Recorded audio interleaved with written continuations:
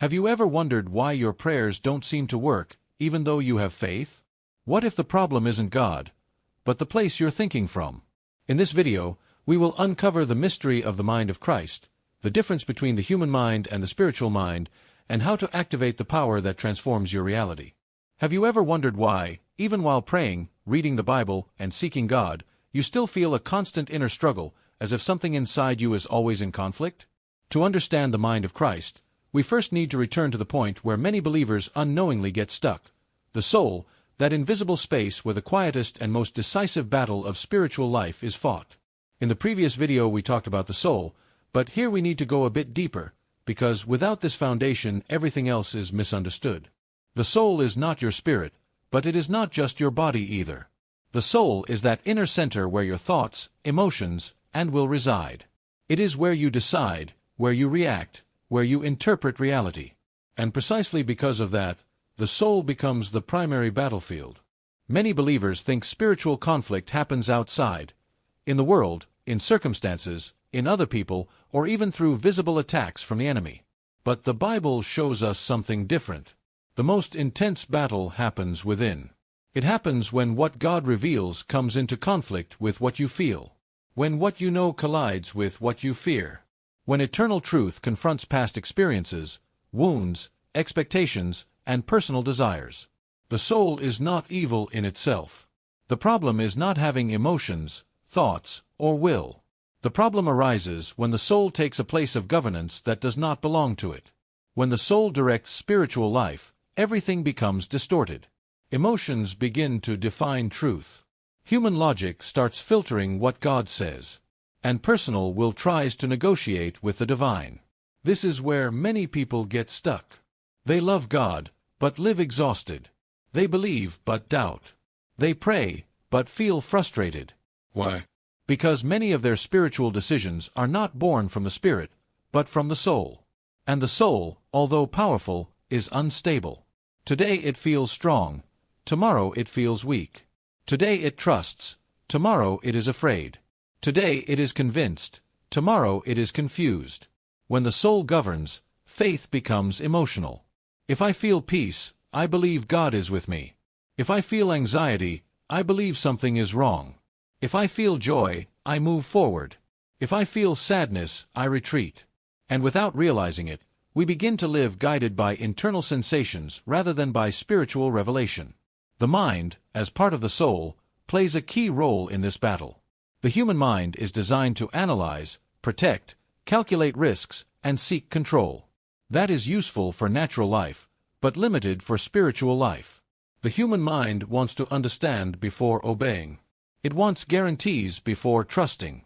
It wants explanations before surrendering. And when it doesn't get them, it generates internal resistance. That is why many people read the Bible but do not live it. They understand it intellectually, but do not experience it.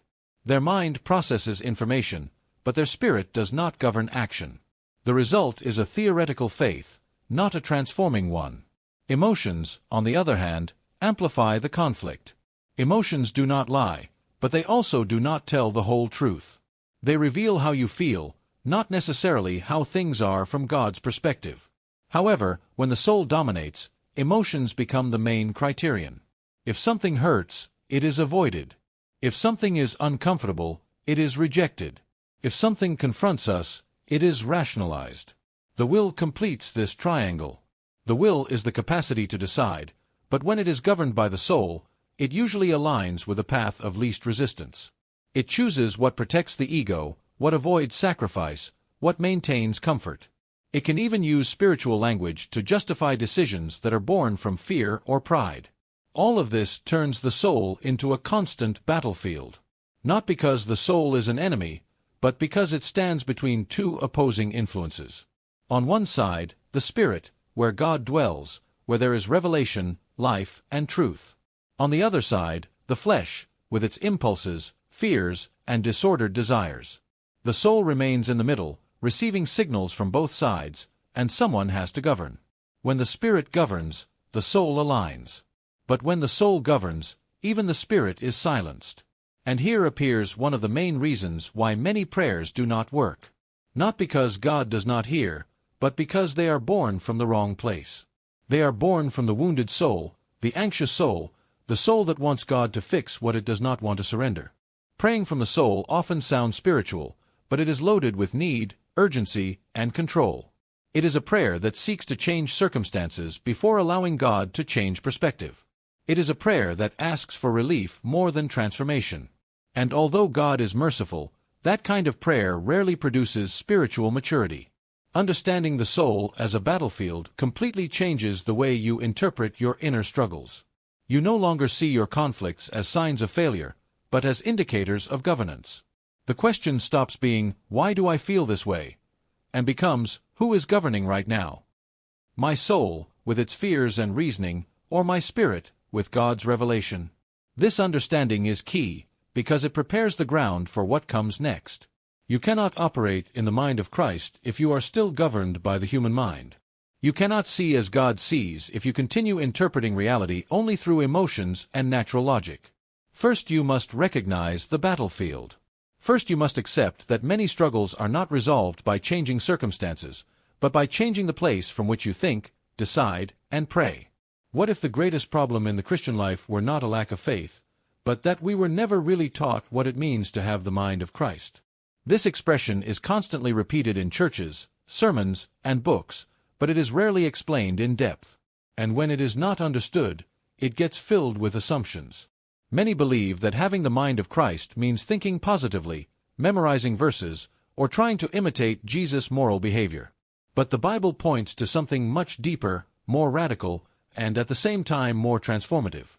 When Scripture speaks of the mind of Christ, it is not simply referring to an improved mindset or a spiritualized version of the human mind. It is speaking of a distinct spiritual faculty, a way of perceiving, discerning, and responding to reality that does not arise from natural reasoning, but from union with God. That is why, if we try to understand the mind of Christ only through intellect, we reduce it and distort it. To begin with, it is important to clarify something fundamental. The mind of Christ is not information, it is revelation. It is not something learned only through study, but something received through communion. You can know many things about God and still not think like God. You can have correct doctrine and still react from fear, pride, or insecurity. That happens when there is knowledge, but no spiritual governance. The Bible says that we have the mind of Christ. It does not say we are building it, or that we will reach it someday, or that it is only for a few. It says we have it. So the question is not whether it is available, but why we do not operate from it all the time. And the answer has to do with the internal order we spoke about earlier. The mind of Christ only governs when the Spirit governs. If the soul occupies the center, the mind of Christ is eclipsed. The mind of Christ does not function like the human mind. The human mind analyzes from what is visible, from what is probable, from what it already knows. It needs data, it needs time, it needs control. The mind of Christ, on the other hand, discerns from the invisible, from the eternal, from God's truth before circumstances change. That is why many of Jesus' decisions seemed illogical from a human perspective, but perfectly aligned from a spiritual one. Jesus did not react, he responded. He was not moved by external pressure, but by internal direction. He did not act from the urgency of the moment, but from the will of the Father. That is operating from the mind of Christ. It is not the absence of thought, it is a higher kind of discernment. It is not shutting down reason, it is subordinating it. This is where many get confused. They think that having the mind of Christ means stopping thinking or rejecting logic. But that is not the case. It means understanding that human logic cannot lead the spiritual life.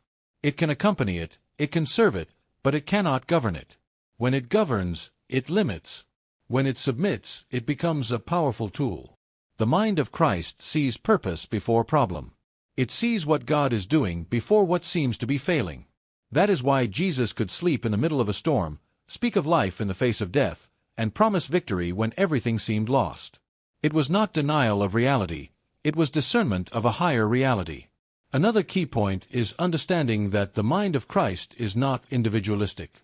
It is not simply, my mind aligned with God. It is a corporate mind, a mind that flows from communion with Christ.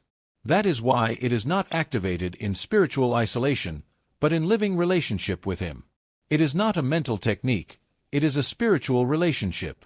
When someone tries to activate the mind of Christ without relationship, they fall into formulas. They repeat phrases, decree words, confess verses, but internally they are still governed by anxiety, fear, or the need for control. That is not the mind of Christ. That is the soul using spiritual language to feel safe. The mind of Christ is not born from effort, it is born from rest. It is not accessed by striving, but by surrender.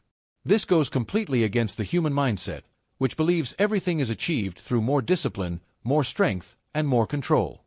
But the spiritual realm operates through surrender and alignment. When the Apostle Paul speaks of the mind of Christ, he does so in contrast to human wisdom. He says that spiritual things are discerned spiritually. That means there are truths that cannot be reached through intelligence, experience, or study, but only through revelation. And that revelation is not forced, it is received when the soul stops making noise. Here is an uncomfortable truth.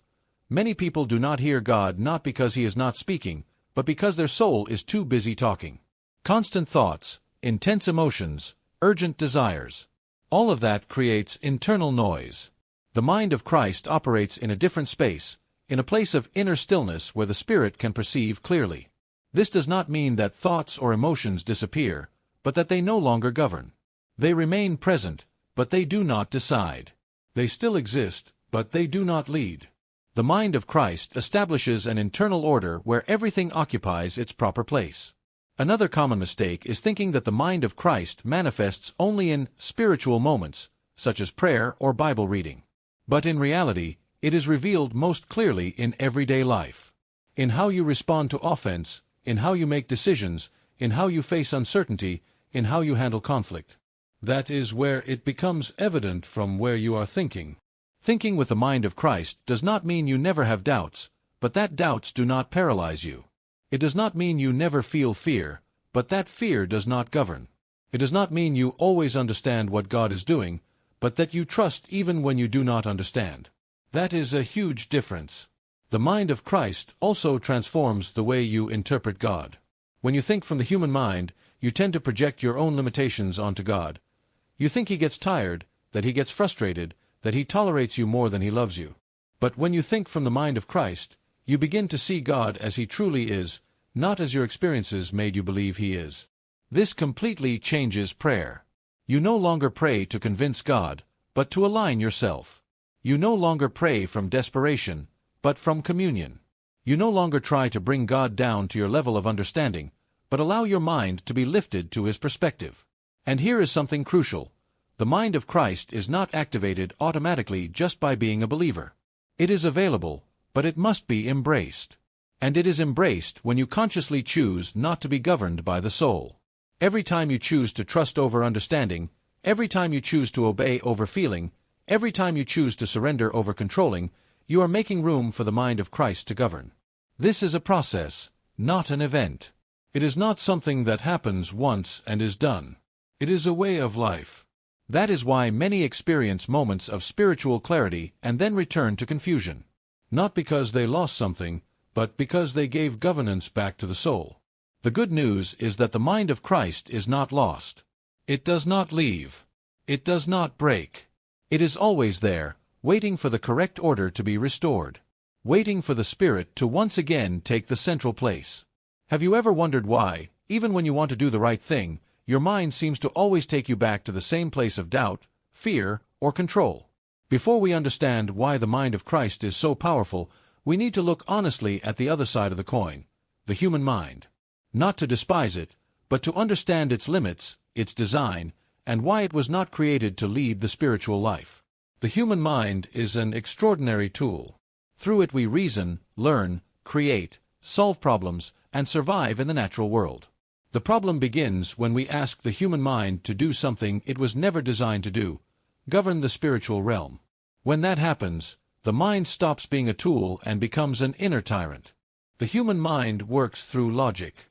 It analyzes patterns, evaluates probabilities, and looks for explanations. Anything it cannot measure, compare, or fully understand makes it uncomfortable. That's why, when it encounters the spiritual, it tries to translate it into natural categories. It wants to understand God as if He were a system, a formula, or a predictable equation. But God does not operate within the limits of human logic. Here the first great limit appears. The human mind needs control. It struggles deeply to trust what it cannot anticipate. That's why it constantly asks, what if it doesn't work? What if it goes wrong? What if God doesn't respond the way I expect? These questions are not born from evil. They come from an instinct of self-preservation. The human mind was designed to protect you, not to lead you into faith. The problem is that in spiritual life, moving forward often means losing control. It means obeying without seeing immediate results. It means trusting without guarantees.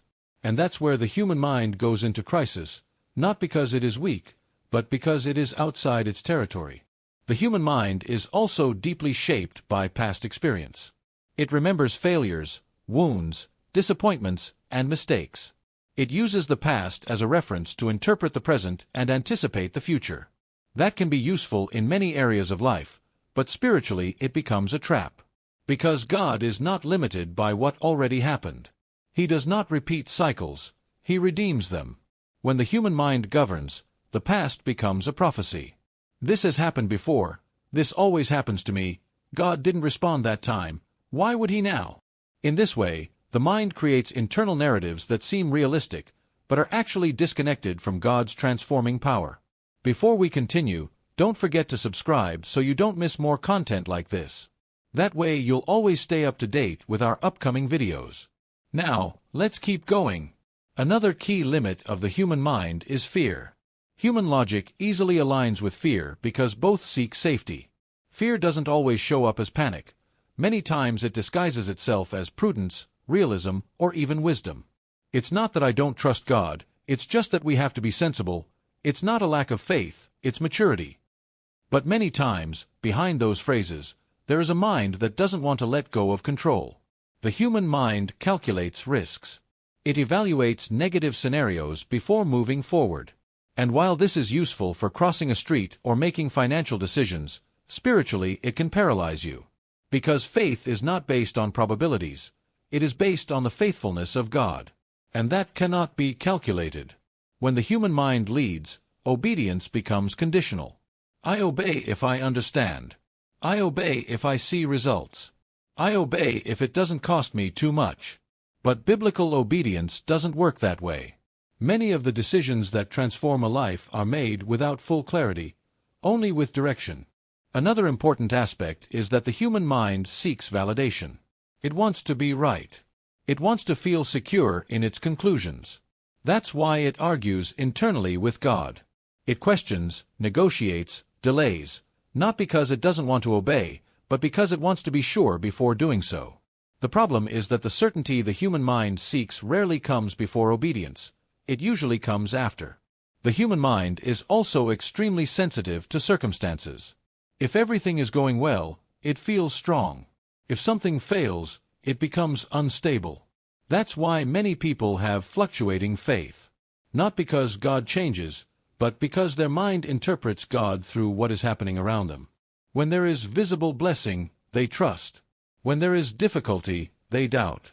This brings us to another limit. The human mind interprets reality only from what is visible.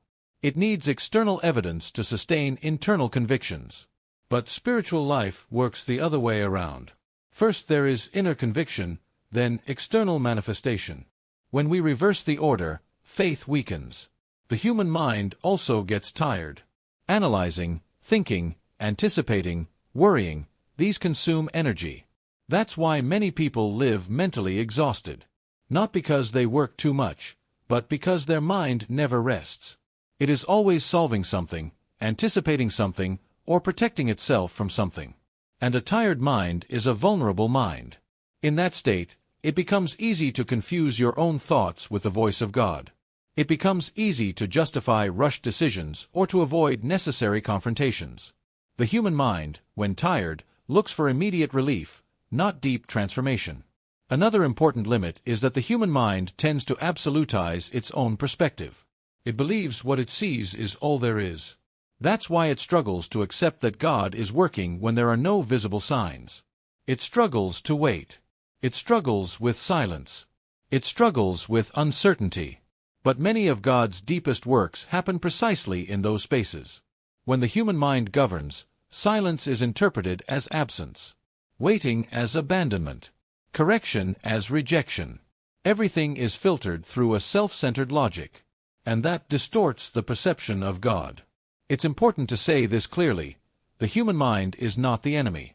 The enemy is disorder. When the mind occupies a place of governance that does not belong to it, everything becomes unbalanced. The mind was designed to serve the spirit, not to replace it. When the human mind governs spiritual life, faith becomes fragile, prayer becomes anxious, and the relationship with God becomes transactional. You pray to obtain, not to align. You seek God to solve problems, not to know Him. And here is something very revealing. Many spiritual struggles are not external attacks, but unresolved internal conflicts. It's not that the enemy has so much power, it's that the human mind is trying to lead a life that requires spiritual governance. That's why trying to live the Christian life using only the human mind produces frustration. It produces repetitive cycles. It produces a constant feeling of trying something that never quite works. Not because faith isn't real, but because the internal leadership is inverted. The human mind wants quick results. God works through processes. The human mind wants total clarity. God asks for progressive trust. The human mind wants to understand first. God invites you to obey and then understand. That tension is constant. And that's where many give up or settle. But understanding these limits is not meant to discourage you, it's meant to free you. Because when you recognize that the human mind has a limit, you stop demanding from it what it cannot give. You stop fighting yourself. You stop feeling guilty for not understanding everything. And you open yourself to a different way of thinking and discerning. What if you could see your life exactly as God sees it, not from what you feel or from what it looks like, but from the eternal truth that governs all things? That is, in essence, operating from the mind of Christ. It is not a mystical concept reserved for a few, nor an intense emotional experience that happens once in a while. It is a concrete and real way of perceiving, discerning, and responding to reality from God's perspective. To understand the mind of Christ, we must first let go of a very common mistaken idea. It is not about thinking better than others, or having quick answers for everything, or living in a spiritual cloud disconnected from the real world. The mind of Christ does not disconnect you from reality. It connects you to a deeper reality. It does not deny what is happening, but interprets it from a higher level. Seeing as God sees means learning to discern the invisible that governs the visible. Most people live reacting to what happens. Something happens and they respond from emotion, fear, past experience, or immediate logic. The mind of Christ, on the other hand, responds from purpose, from truth, and from alignment with the Father's will. Jesus is the perfect model of this. When you look at his life, you notice something very clear. He was never surprised by circumstances. Not because he didn't know them, but because he saw them from another place. While others saw lack, he saw provision. While others saw sickness, he saw restoration. While others saw death, he spoke of life. That was not denial of reality, it was spiritual discernment. The mind of Christ does not focus first on the problem, but on what God is doing in the middle of the problem. That's why Jesus could speak with authority in chaotic situations. He wasn't improvising responses. He was operating from constant communion with the Father. He himself said he did nothing on his own, but only what he saw the Father doing. That phrase is key. To see what the Father is doing is to operate from the mind of Christ. Here a fundamental difference appears between the human mind and the mind of Christ. The human mind asks, "What is happening?" The mind of Christ asks, "What is God doing here?" One focuses on the event, the other on the purpose. One freezes in the face of the unexpected, the other discerns direction even in the middle of chaos. Seeing as God sees does not mean you don't feel emotions. Jesus felt compassion, sadness, anger, and pain. But his emotions never governed his decisions. They were aligned, not in command. The mind of Christ does not eliminate humanity, it puts it in order. Another key aspect of the mind of Christ is that it does not operate from urgency. Urgency is often a signal of the soul, not the spirit. The mind of Christ moves with clarity, not with haste. Jesus never ran in desperation, even when it seemed he was late. When Lazarus died, many interpreted that Jesus had failed. But he was operating from another timeline, from a perspective where death did not have the final word. This is difficult for the human mind to accept, because the human mind wants immediate results. It wants quick solutions. It wants relief now. But the mind of Christ sees complete processes, not just moments. It sees the end from the beginning. That's why it can wait without anxiety. Seeing as God sees also transforms the way you interpret people. The human mind tends to label, judge, and react based on visible behavior. The mind of Christ sees the heart, sees potential, sees the work of God even in broken or contradictory people. That's why Jesus drew near to those others rejected and confronted those others admired. He was not moved by appearances, but by discernment. This has enormous implications for daily life. Operating from the mind of Christ changes how you face conflict, how you make decisions, how you respond to criticism, and how you handle uncertainty. You no longer react automatically. You discern before you respond. You no longer act from the wound. You act from truth. The mind of Christ also redefines the concept of success. The human mind measures success by visible results, recognition, growth, or comfort. The mind of Christ measures success by obedience, alignment, and faithfulness. Many times, what looks like failure from a human perspective is progress from a spiritual one. And many times, what looks like success can be a distraction from purpose. Seeing as God sees means accepting that not everything that shines is divine direction. The mind of Christ discerns not only between good and bad, but between good and right. This is crucial, because many wrong decisions are not made from obvious sin, but from seemingly good options that are not aligned with God's purpose.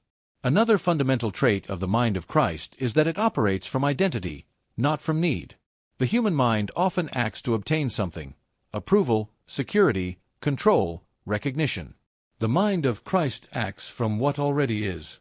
Jesus did not perform miracles to prove who he was. He performed them because he knew who he was. His identity did not depend on people's response, but on his relationship with the Father. This releases enormous pressure. When you operate from the mind of Christ, you don't need to prove anything. You don't need to convince God, or others, or yourself. You act from rest, not from lack. And that rest is not passivity, it is active trust. Seeing as God sees also transforms the way you face suffering. The human mind asks, "Why is this happening to me?" The mind of Christ asks, "What can God use this for?" It does not minimize pain, but it also does not remain trapped in it. It sees redemption where others only see loss. This does not mean all suffering comes from God, but it does mean nothing is outside his ability to redeem. The mind of Christ looks beyond the moment and recognizes that God can produce life even in the darkest contexts. A very important point is that the mind of Christ is not activated only in extraordinary moments. It shows itself most in small, consistent decisions. In how you choose to respond when no one is watching. In how you interpret a comment. In how you handle waiting. That is where this way of seeing is truly formed. The mind of Christ grows stronger when you choose to listen before reacting, when you choose to obey before understanding, when you choose to trust before controlling. It is not something you force, it is something you cultivate through the daily surrender of the soul. Seeing as God sees requires humility. It requires accepting that your perspective is not always complete. It requires letting go of the need to be right. The human mind clings to its conclusions. The mind of Christ remains open to revelation. That is why the most spiritually mature people are often the most teachable. It is also important to understand that the mind of Christ does not make you immune to mistakes, but it does make you sensitive to correction. It does not harden the heart, it refines it. It does not remove challenges, it changes the way you face them. When you begin to operate from the mind of Christ, something changes internally. There is more peace, even in the middle of uncertainty. There is more clarity, even when you don't have all the answers. There is more emotional stability, because you no longer depend so much on what happens outside to be okay inside. This does not happen overnight. It is a process of continual alignment. There will be moments when you go back to reacting from the human mind. There will be moments of confusion. But every time you choose to return to the place of surrender, the mind of Christ returns to its place of governance. Seeing as God sees does not mean you will always like what you see. Sometimes it means confronting areas you would rather avoid. Sometimes it means letting go of plans, expectations, or relationships. But it always leads to life, because it is aligned with truth. The mind of Christ does not promise you a life without problems, but it does promise a life with purpose. It does not guarantee comfort, but it does give direction. It does not eliminate mystery, but it gives peace in the middle of it. And here is the final key of this section. Seeing as God sees is not the result of mental effort, but of a living relationship. The more time you spend in real communion with God, the more His perspective begins to shape yours, not because you try to imitate it, but because you are transformed from within. Why do you know what God says, but do something else, and then wonder why there is so much confusion inside you? That inner conflict is not strange, nor is it a sign of spiritual failure. It is clear evidence of a clash that everyone faces at some point, the clash between the soul and the mind of Christ. Understanding this clash not only explains many of your struggles, but gives you the key to move through them without getting trapped in repetitive cycles. When we talk about the clash between the soul and the mind of Christ, we are not talking about an external battle, but a constant internal tension. On the one hand is the soul, with its thoughts, emotions, and legitimate desires, but limited. On the other hand is the mind of Christ, with a spiritual perspective that transcends the immediate, the emotional, and the logical. Both operate at the same time within a person, but they cannot govern at the same time. This clash usually shows up in very practical ways. You know you should forgive, but something inside you resists. You know you should trust, but your mind insists on controlling. You know God is calling you to move forward, but your emotions ask you to stay where you are because it feels safer. That inner tug-of-war is the soul defending its territory. The soul does not want to lose control. Not because it is evil, but because it has learned to survive by protecting itself. It clings to what is familiar, even when what is familiar hurts. It prefers a familiar discomfort over uncertain obedience. The mind of Christ, however, does not operate from survival, but from life. It does not seek to protect the ego, it seeks to align with purpose. That is why the clash is so intense. The soul interprets many spiritual instructions as threats. Forgiving feels like losing. Letting go feels like becoming vulnerable. Trusting feels like taking too big a risk.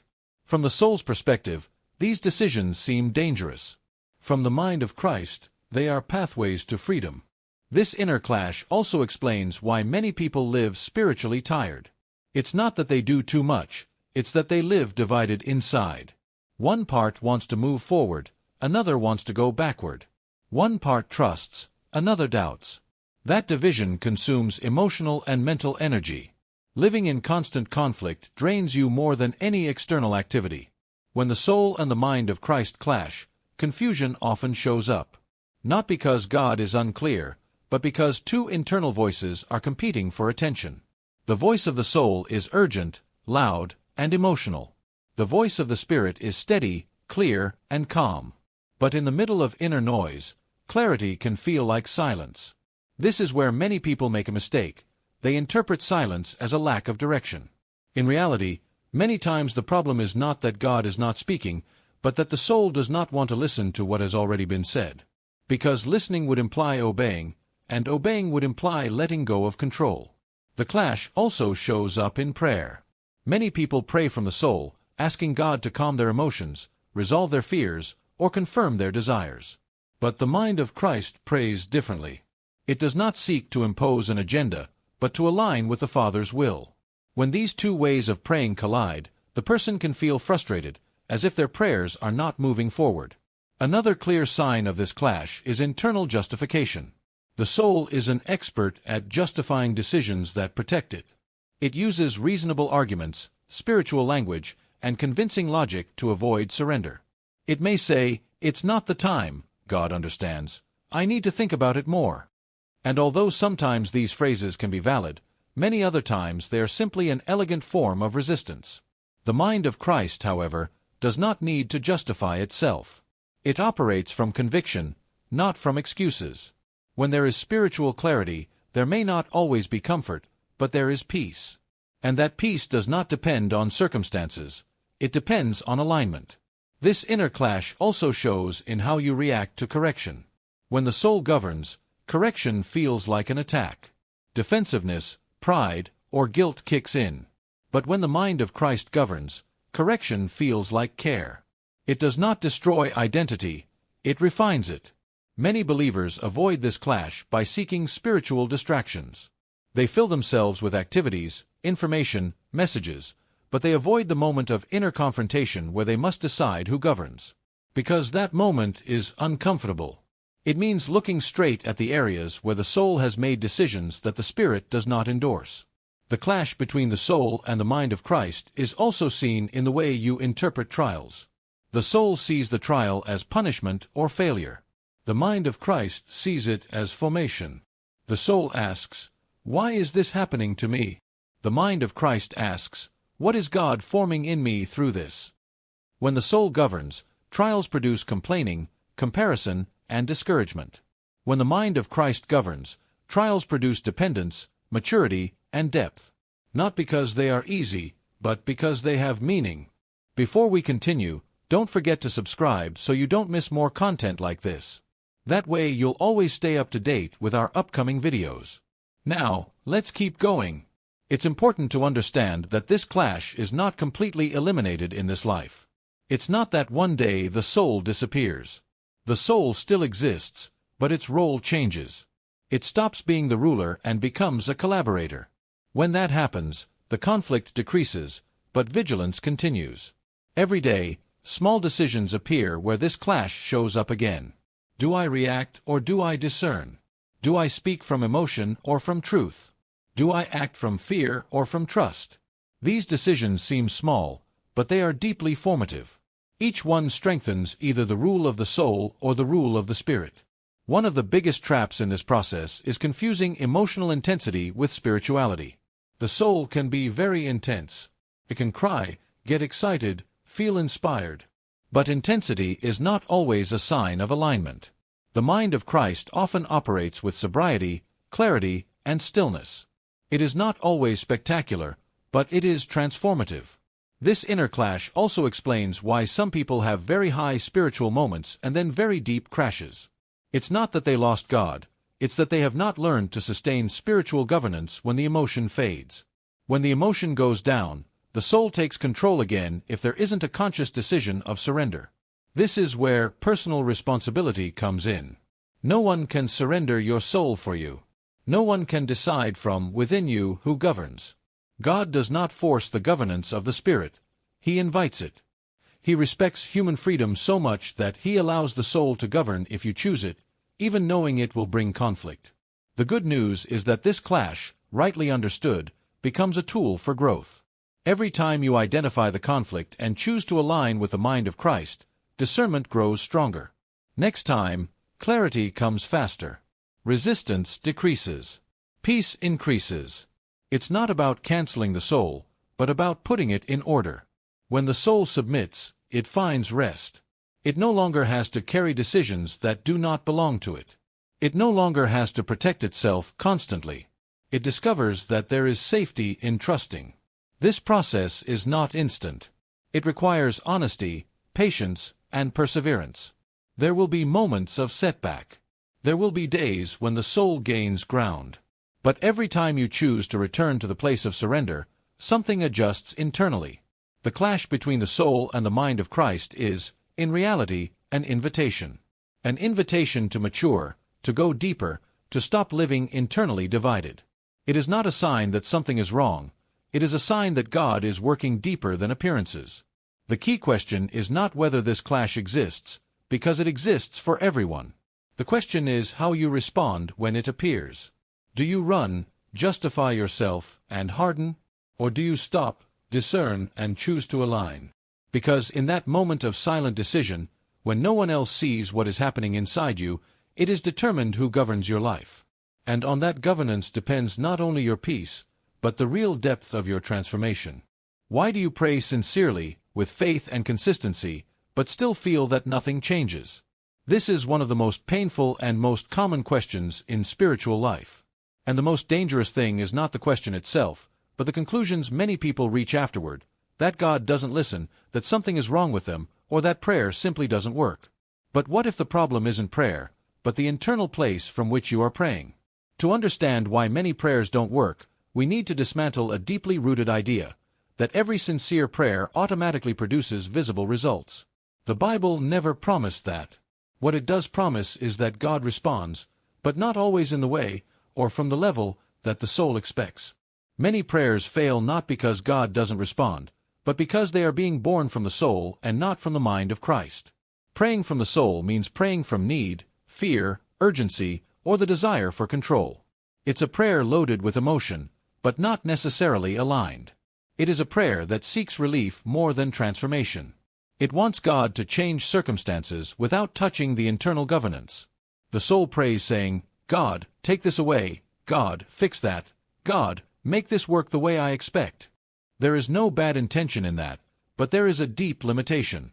Because that kind of prayer places God as a problem solver, not as Lord of the process.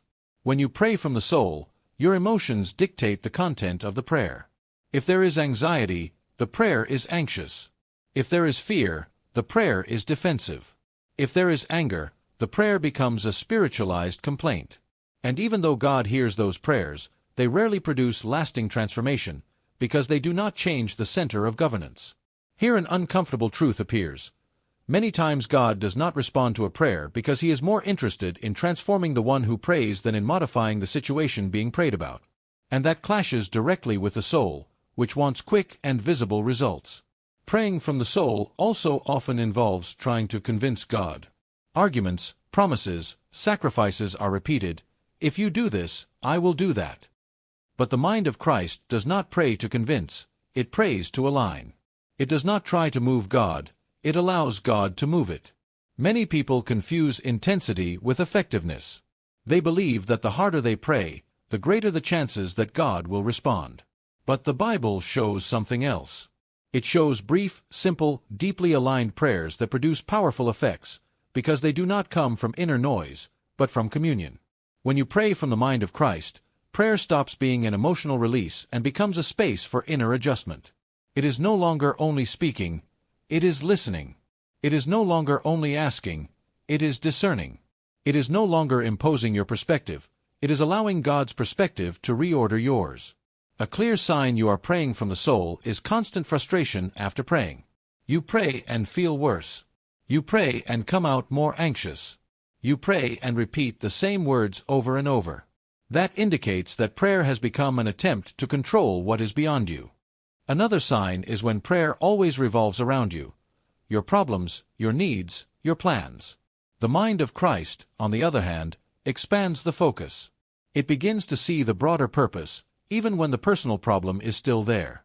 This does not mean God is not interested in your needs. Of course he is. But his response many times is not to remove the problem, but to change the place from which you face it. Because an internal change produces deeper external effects than a temporary solution. Praying from the mind of Christ means accepting something difficult, that not everything you desire is what you need, and that not everything you ask for is aligned with God's purpose. The human mind resists this because it wants to be right.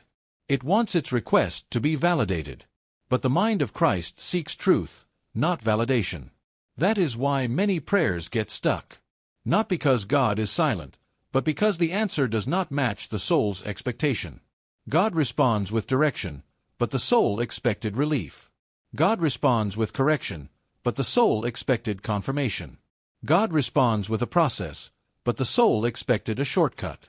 There are also prayers that don't work because they are disconnected from obedience. The Bible is clear about this. Hearing without obeying hardens the heart.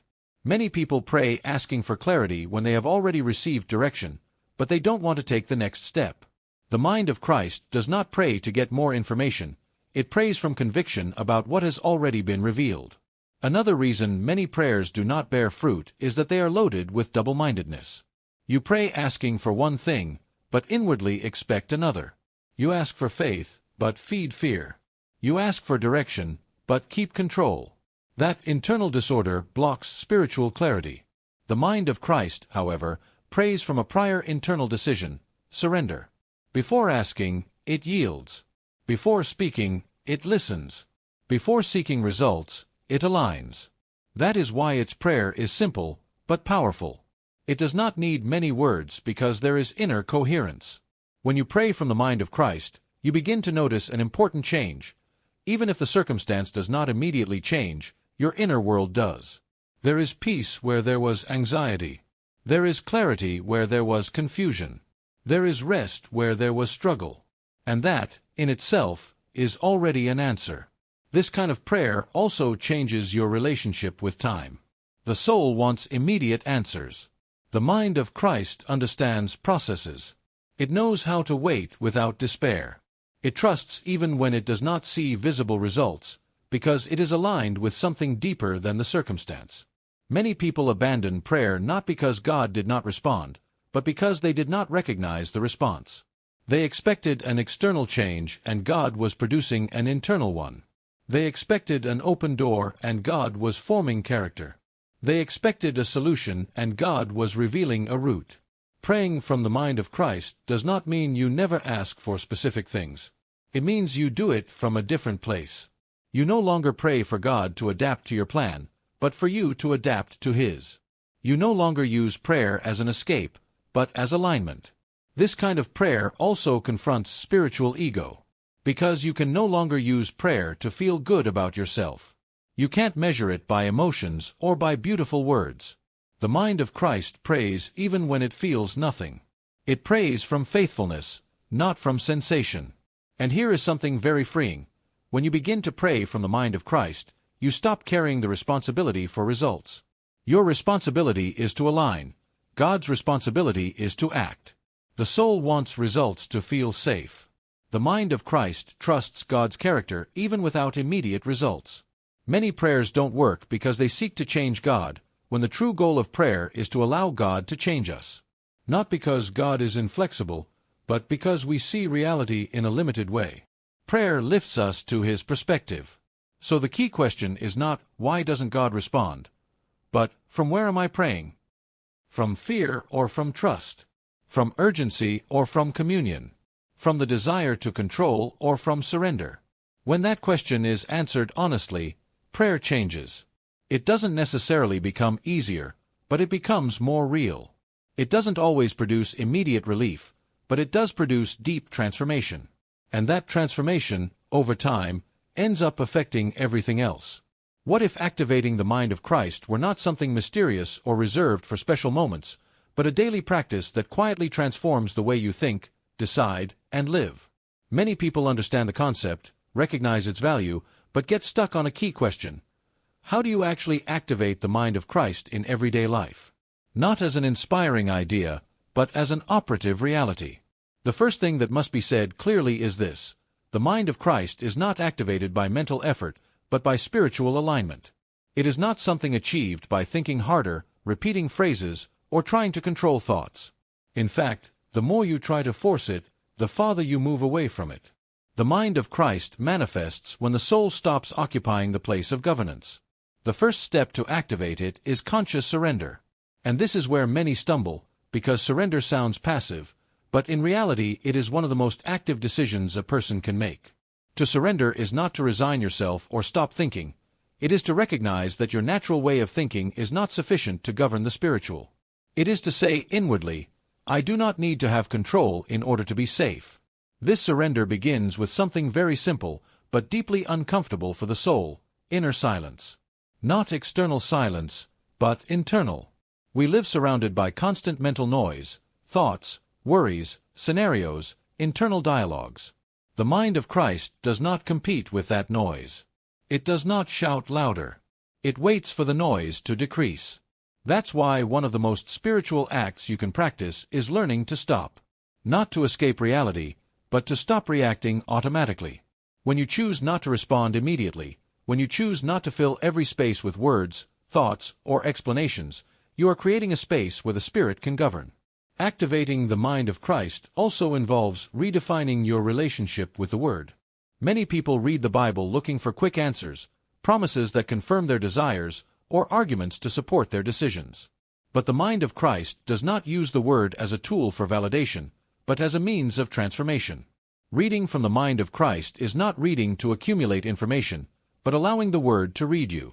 It is approaching without an agenda, without hurry, without needing to control the outcome. When you do that, the Word stops being only text and becomes a mirror. It begins to reveal motivations, attitudes, and ways of thinking that the soul had normalized.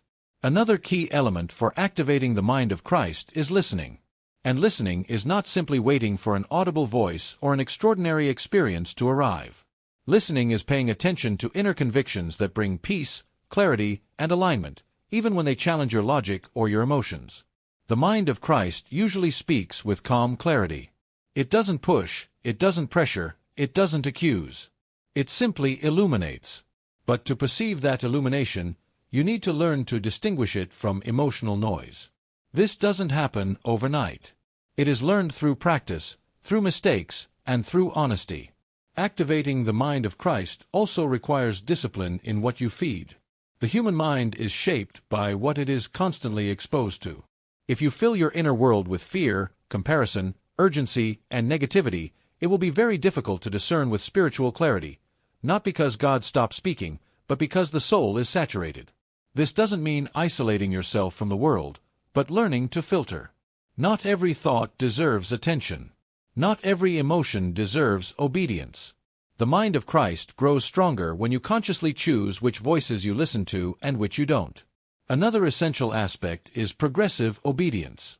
Many people wait to have total clarity before they obey. But the mind of Christ is activated in movement, not in passive waiting. God usually gives enough light for the next step, not for the whole path. When you obey what you already know, clarity increases. Disobedience, even in small things, dulls discernment, not because God punishes, but because the soul takes control again. Every time you choose not to obey what was revealed, you strengthen the soul's rule. Every time you choose to obey, even without understanding everything, you strengthen the Spirit's rule. Activating the mind of Christ also involves a healthy relationship with error. Many people live afraid of making mistakes, and that fear paralyzes them. But the fear of error is a sign that the soul is still seeking security in control. The mind of Christ does not eliminate mistakes, but it redeems them. It allows you to move forward with humility, knowing God can correct the course. Another fundamental practice is learning to discern the origin of your thoughts. Not every thought that passes through your mind belongs to you. Some are born from fear, others from pride, others from unresolved wounds. The mind of Christ is not carried along by any thought, it examines them in the light of truth. This doesn't mean obsessively analyzing every idea, but developing spiritual sensitivity. Over time, you begin to recognize which thoughts produce peace and alignment, and which produce anxiety and confusion. That sensitivity isn't mystical, it is the fruit of practice. Activating the mind of Christ also transforms the way you make decisions. Instead of asking only what is most convenient, you begin to ask what is most aligned. Instead of choosing only what benefits you in the short term, you consider the long-term impact on your character and purpose. This may lead you to make decisions that are not always the most comfortable or popular, but that bring deep peace. The mind of Christ does not always choose the easy path, but it always chooses the right path.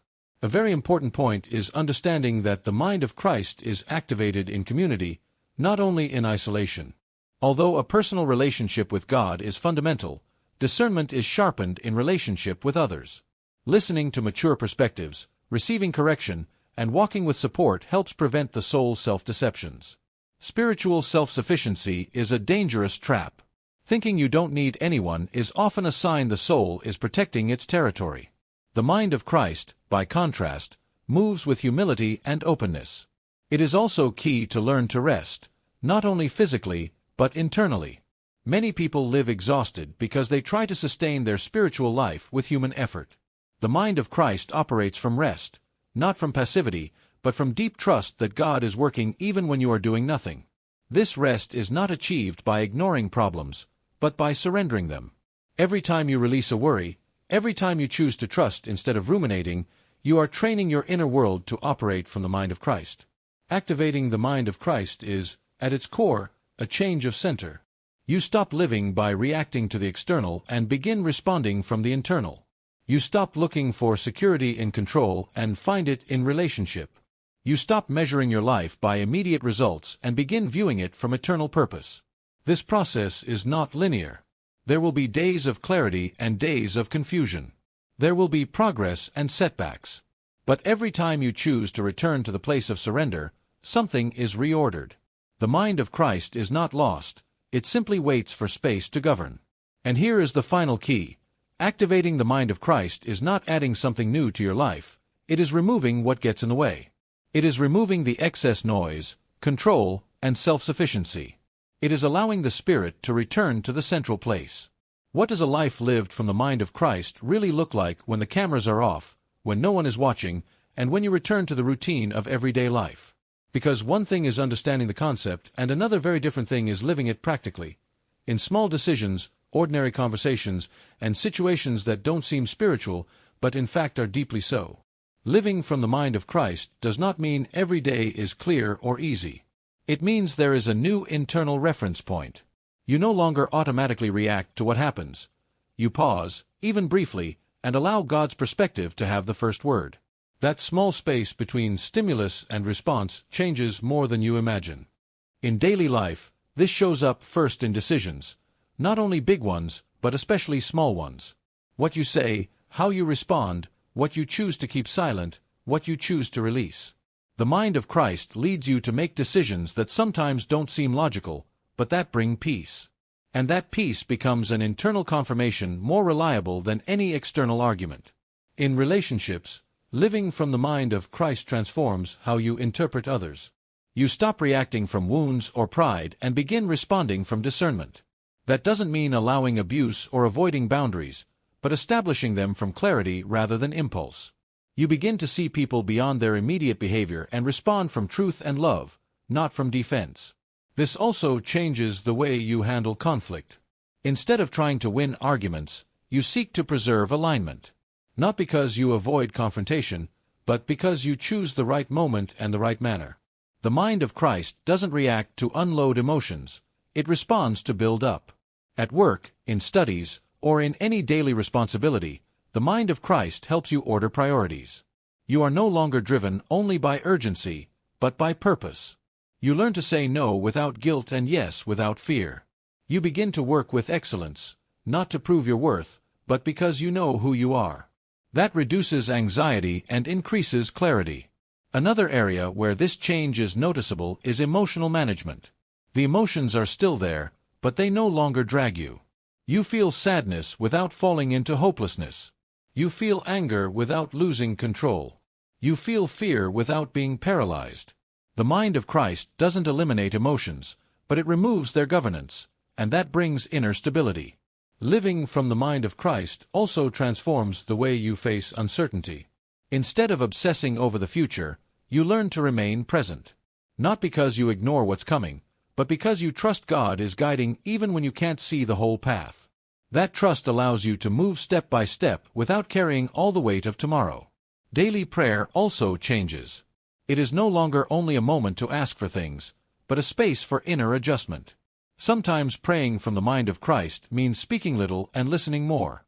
It means bringing the day, the decisions, and the concerns, and allowing God to reorder your priorities. That simple prayer supports everything else. In difficult moments, living from the mind of Christ doesn't make you immune to pain, but it does give you a firm foundation. Instead of constantly asking why something is happening, you begin to ask how to respond from alignment. That doesn't remove suffering, but it makes it bearable, because it has meaning. It also shows up in the way you handle success.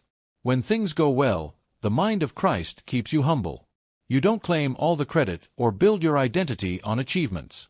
You recognize grace, enjoy the fruit, and keep moving forward without clinging to it. That protects you from arrogance and from the fear of losing. Living from the mind of Christ produces something very valuable: inner coherence. What you think, what you say, and what you do begin to align. You no longer live divided between what you believe and what you practice. And that coherence brings rest. You stop fighting yourself. This way of life isn't achieved overnight. It is the result of repeated choices.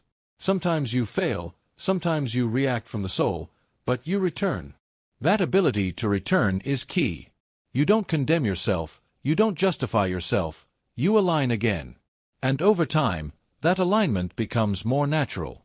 The mind of Christ doesn't lead you to a perfect life, but to a conscious one. You begin to notice from where you are living in each moment. And that awareness gives you freedom to choose better. The final question this section leaves is simple but deep. From where are you making your daily decisions today? Because living from the mind of Christ is not about extraordinary moments, but about a constant way of inhabiting ordinary life. And it is there, in the everyday, where that mind quietly transforms your reality. If you've made it this far, you now understand that the mind of Christ is not an abstract idea, but a way of living that transforms from the inside out. It's not about thinking more, but aligning better, not about controlling, but trusting. If this content helped you see more clearly, I invite you to subscribe to the channel so we can keep going deeper together into these topics. Give it a like so this message can reach more people, and share in the comments which part of this video spoke most to your life. Your participation not only supports the channel, it also opens conversation and edification for others. See you in the next video.